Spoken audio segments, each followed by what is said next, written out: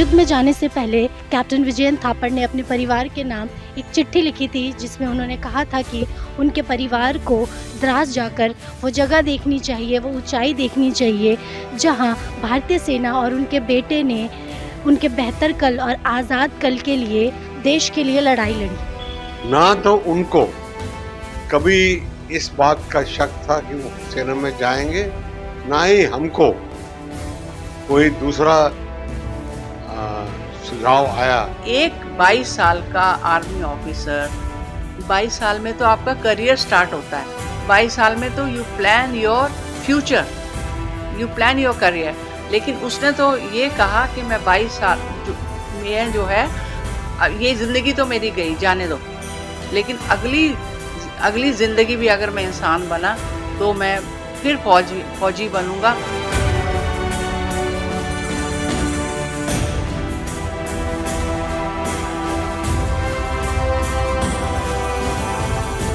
मई से जुलाई वो महीने हैं जब 1999 में कारगिल युद्ध लड़ा गया था।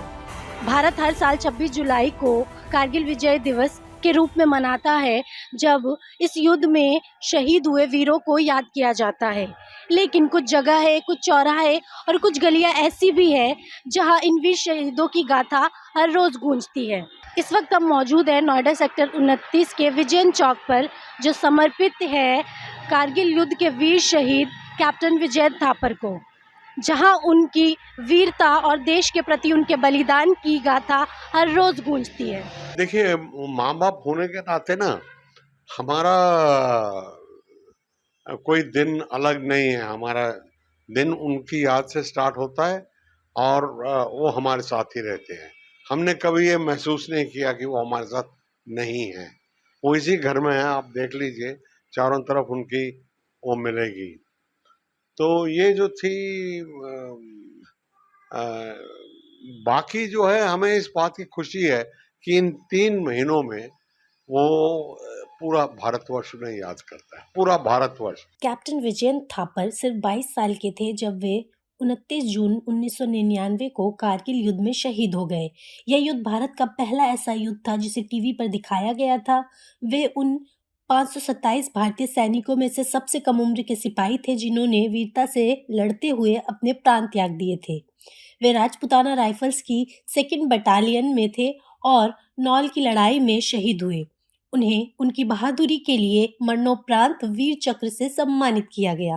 क्योंकि मैं खुद सेना में था, मेरे पिताजी भी सेना में थे और मेरे दादाजी भी सेना में थे, तो इसलिए डे 1 से वो मिलिट्री हॉस्पिटल में पैदा हुए थे और डे 1 में चारों तरफ सोल्जर्स, ऑफिसर्स और मिलिट्री का माहौल था।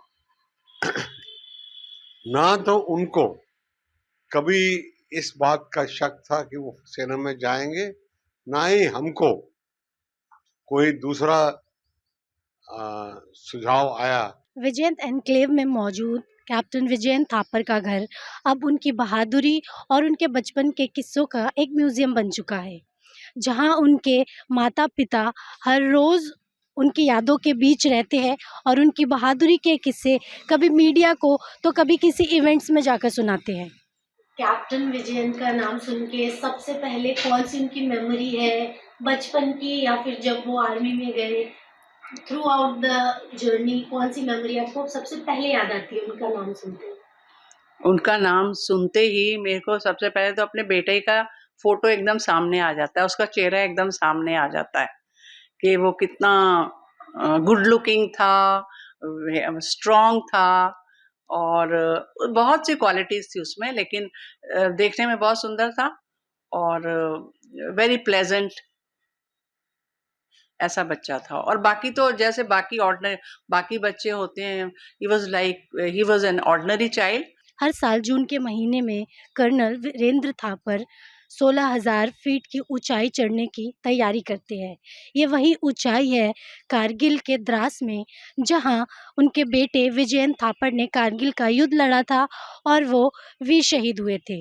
युद्ध में जाने से पहले कैप्टन विजयन थापड़ ने अपने परिवार के नाम एक चिट्ठी लिखी थी, जिसमें उन्होंने कहा था कि उनके परिवार को द्रास जाकर वो जगह देखनी चाहिए, वो ऊंचाई देखनी चाहिए जहां भारतीय सेना और उनके बेटे ने उनके बेहतर कल और आज़ाद कल के लिए देश के लिए लड़ाई लड़ी।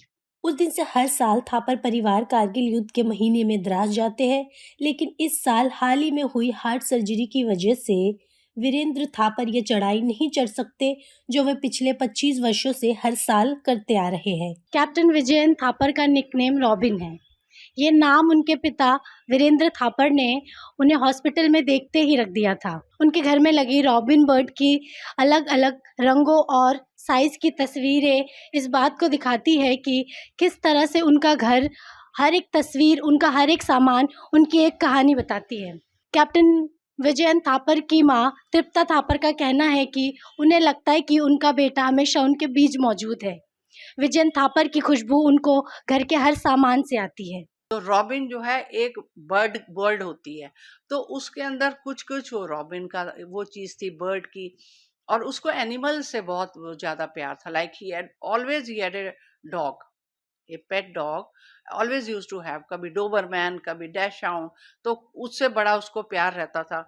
और जहां तक ये दोनों ब्रदर्स, मेरा छोटा बेटा और विजयंत, ये दोनों मिलके जो है, जैसे कोई छोटे हैं तो ये कोई गेम खेलेंगे, तो मेरा छोटा बेटा हमेशा कहता था कि ये मुझे हमेशा ना पाकिस्तानी बनाता है, मुझे पाकिस्तानी बनना पड़ता और ये फिर मेरी बहुत ठुकाई करता है।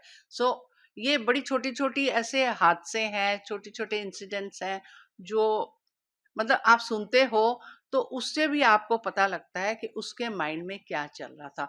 अभी आप उसके रूम में देखना कि उसकी ड्राइंग्स जो हैं वो सारी ऐसी हैं जिससे सीधा जो झलकता है कि he wanted to do something for the country. So हमेशा देश उसके माइंड, दिल में और दिमाग में हमेशा रहता था।